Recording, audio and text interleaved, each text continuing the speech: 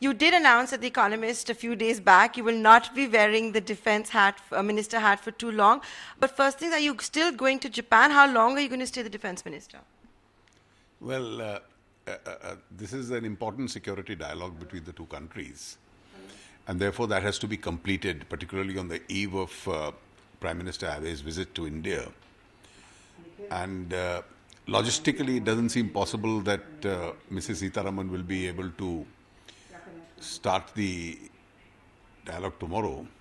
So I would continue for another 2 days, complete the dialogue, and she takes charge immediately thereafter. So will that be for everyone or just in this peculiar case who will stay? No, it is only because of this peculiar case. Everybody else will take charge as per their convenience.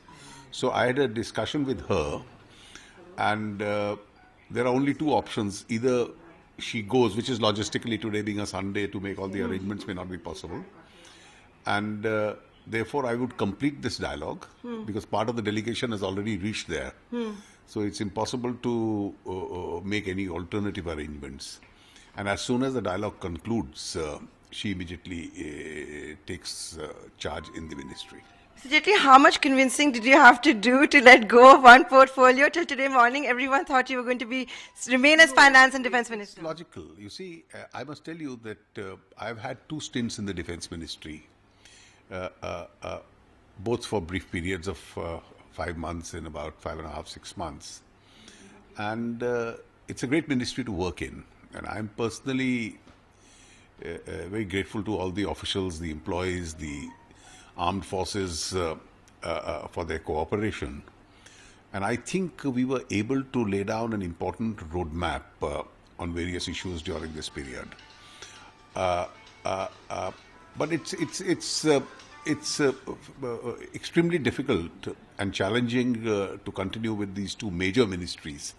And I think the Prime Minister certainly did want me there as a stopgap arrangement. And all of us felt that somebody else has to come in. And I'm extremely delighted that somebody as competent as Mrs. Nirmala Sitharaman, who in the last several years, in whatever responsibility she has been given within the party, as a spokesperson, as a minister in commerce, hopefully now as a Minister for Defense, she has discharged all responsibilities very efficiently. And she's proved herself and she's earned this office. Mr. Jaitly, allow me to make this observation as well, that you in your short stint as defense minister have been very productive, whether it was to do with strategic partnerships, you've had to oversee Dokulam. At the same time, you've had to roll out the goods and services tax, see the fallout or whatever the RBI has had to say as demonetization. So as a forward spin, what can we expect, with you wearing only the finance ministry hat? No, I think that itself is more than a complete job. And therefore, I think I was a full-time finance minister and a full-time defense minister. So you have to work overtime. And I think now, logically, I should be dealing only with one ministry. So please wait for what happens now. Can I ask you what Mr. Raghuram Rajan today has said about demonetization? You see, I'll tell you,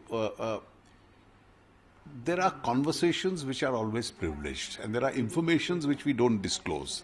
At least ministers have taken an oath of secrecy in many matters. Thank you, Mr. Jaitly, for taking the time out. Thank you.